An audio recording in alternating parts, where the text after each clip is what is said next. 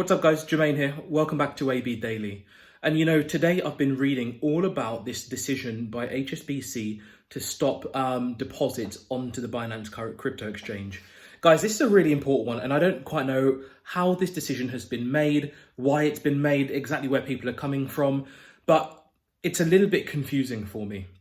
I mean, it's one of those things where as normal retail investors, you have to go through certain types of suitability before you make certain types of investment, right?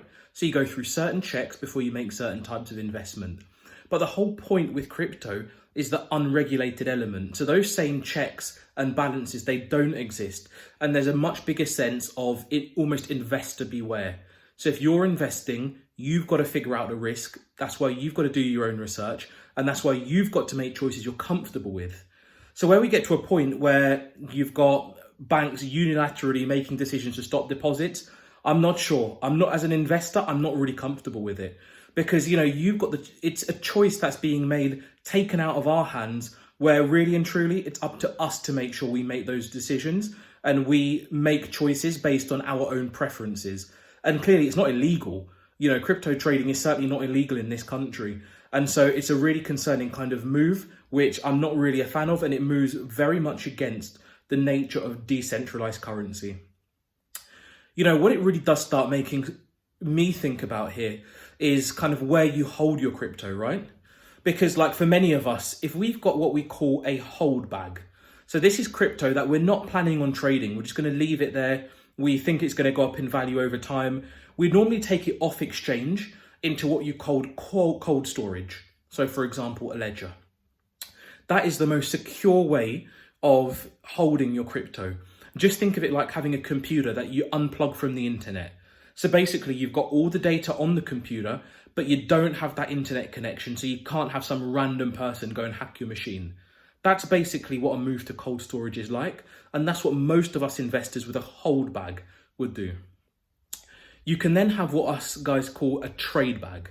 So what you trade is effectively what you're happy to move around a little bit more.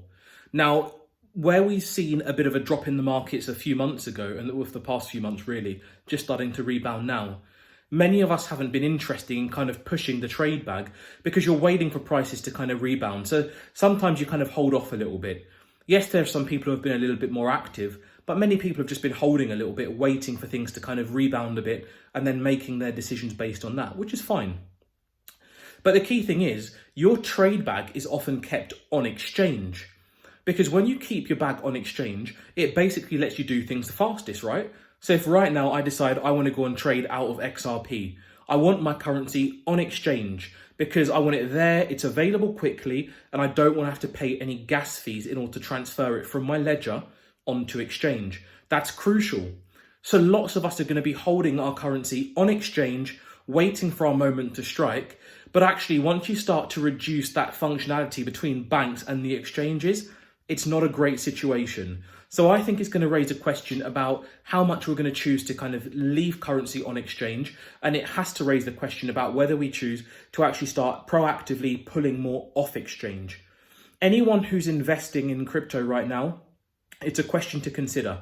I can't tell you what to do. You've got to make your own decisions, but definitely be thinking, do you want to be keeping as much of your currency on exchange, given some of these very strange bits of, kind of banking policy, which kind of go against the very nature of having decentralized currency.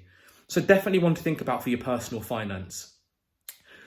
Another great thing that we saw today, actually, and this is from more of a personal well-being perspective, was we saw Simone Biles on the, what's it called? I think it's called the horse. I'm not very good with the terms.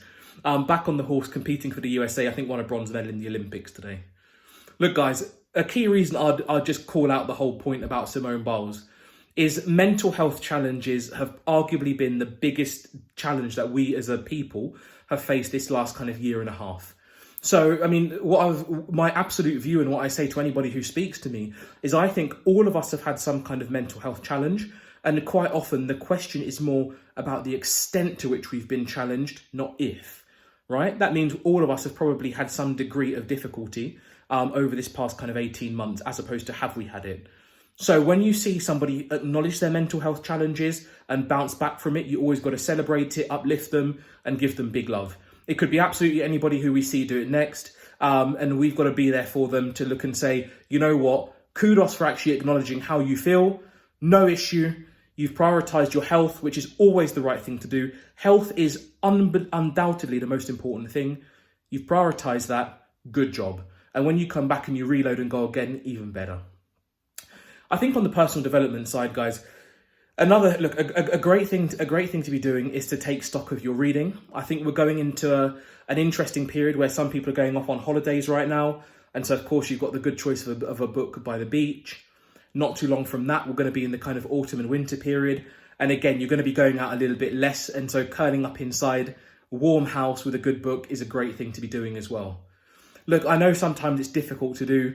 It seems like there's so much good stuff on TV right now, I must guiltily say. So sometimes it can distract us. But just remember to set those kind of small targets. Even if it's 5, 10, 15, 20 pages a day. It doesn't really matter. The key thing is we make incremental improvements, right? So even if you set the target of 5 pages a day and you nail your 5 pages consistently, you are absolutely going to be improving yourself over time. And that's the key thing about on the personal development side, guys. It's improvement over time and incremental steps, incremental gains, incremental improvement.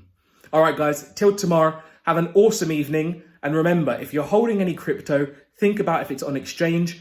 Have a look at the HSBC news. If you've not seen Simone Biles' performance, have a look at that. There are also some great races in the track events as well. Check that out. It was awesome. I really enjoyed, personally, the 400-meter hurdles as well as 200-meter sprint. So that was women's 200-meter sprint, and the men's 400-meter hurdles were awesome. So check those out if you've not seen them. And on your personal development, give yourself a small reading target. You're never, ever, ever, ever going to regret reading great literature. All right, guys, see you tomorrow. Take care. Bye.